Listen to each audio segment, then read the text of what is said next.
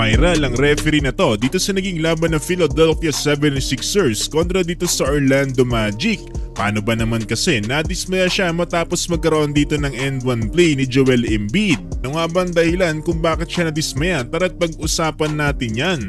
Pero bago yan, dito muna tayo sa naging laban ng San Antonio Spurs kontra dito sa Denver Nuggets. Ito kasi bihira mo lang makikitang madismaya dito si Victor Wembanyama sa laban. Nagsimula ang lahat dito sa last 3 minutes na natitira dito sa second quarter, inbound para dito sa San Antonio Spurs. Ang ginawa kasi dito ni Aaron Gordon, binadi-body si Victor Wembanyama dahilan para matumba to sa sahig. Nasundan pa yan dito ng tuluyang pagka-bad trip dito ni Victor Wembanyama matapos nga nilang magkaroon ng contact dito na Jamal Murray. Natawagan ng offensive foul dito sa Wembanyama at hindi niya naman ito nagustuhan kaya nagreklamo kaagad to sa referee.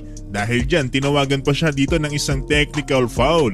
Minsan lang natin makitang ganito ka-bad trip si Wemby. Pero grabe yung ginawang turnaround dito ng Spurs. Ito yung matapos makapuntos dito ni Devonte sa last 10 seconds ng laban. Ilan para manalo ang San Antonio Spurs sa final score na 121-120. Dito nga pala sa naging laban na ito nakapagtala si Victor Wembanyama ng 34 points, 12 rebounds, 5 assists, and 2 blocks. Samantalang bago naman tayo dumako dito sa naging laban ng Philadelphia 76ers kontra dito sa Orlando Magic ay pag-usapan muna natin itong naging statue dito ni Allen Iverson sa Philadelphia. Nash kasi to ng mga fans dahil sobrang let down ng ginawang statue dito para kay Allen Iverson. Para daw kasi naging trophy lang yung itsura dito ng statue ni Iverson. May mga joke pa nga na sinabi dito na maliit daw kasi si Iverson kaya maliit lang din yung ginawang trophy sa kanya. Isa pang comment dito na hindi daw kasi na-attend ng practice itong si Iverson kaya ganyan ang ginawa sa kanya ng Philadelphia.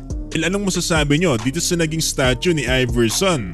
Dito na tayo sa laban kanina ng 76ers kontra dito sa Magic. Ito kasi nakakatawa 4 na minuto pa lang ang nababawas dito sa first quarter ay nahuli kam kasi dito ang referee matapos magkaroon ng end-one play dito ni Joel Embiid. Tangkita kasi ang pagkadismaya nito after niyan tawagan ng shooting foul dito sa Wendell Carter.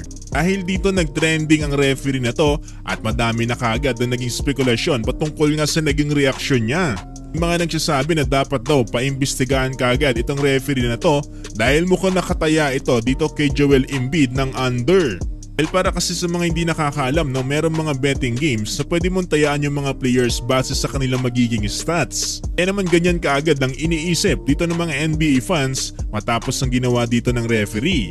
Pero may ilan naman na nagsasabi na nadismaya daw dito ang referee dahil sa mali ang kanyang tinawag dito. Dapat daw kasi walang foul dito sa Wendell Carter kaya siguro na-realize yan ng referee at ganyan na naging reaksyon niya. Sa tingin niyo bakit kaya naging ganyan ang reaksyon ng referee? Ito nga pala sa naging laban na to panalo ang Philadelphia 76ers sa final score na 125-113. Muna dito sa 76ers si Embiid with 32 points, 13 rebounds and 7 assists. Sinusundan naman niya ni Tyrese Maxey with 28 points. Samantalang dito naman sa Magic, Franz Wagner 24 points, Banchero 22 points.